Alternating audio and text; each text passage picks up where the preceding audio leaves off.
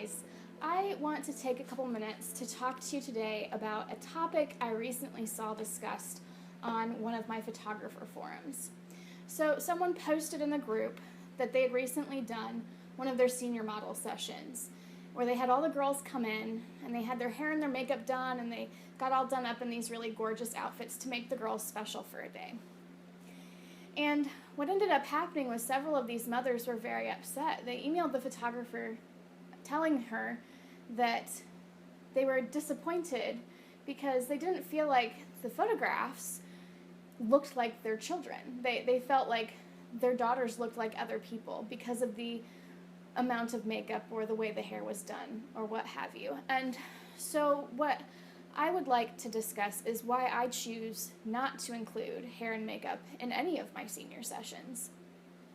Now, I will say that if it is something that will make you feel more comfortable in your skin, that makes you feel more confident, I have no problem with you choosing to do that. With you using your own hairdresser or someone that you know to have them do your makeup, that's fine. I'm totally okay with that. But I don't choose to incorporate hair or makeup artists into my sessions, partly for a personal reason. When I was a high schooler, I was incredibly self-conscious. I had very low self-esteem, and it was very hard for me to see my own value, beauty, and self-worth. And so when I work on my portrait sessions with my senior models, my goal is to showcase who they are exactly as they are and help them to see how beautiful they are. We are our own worst critics. I think women especially are very hard on themselves. We have this idea of perfection and feel like we need to be perfect, whether that's flawless skin or a tiny waist, or a certain color eye, or having straight hair, curly hair, long or short. We have this idea of who we're supposed to be. And sometimes we get so caught up in this, especially our young people, that we fail to recognize the things about ourselves that make us really beautiful and unique.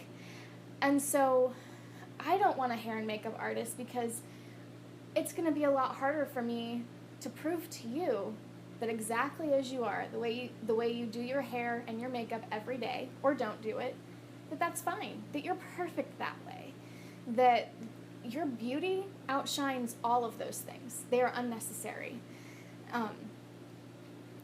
Some of the best moments in my career have been the moments where I had a senior tell me that they didn't know they looked that way, that they didn't know that they could look beautiful.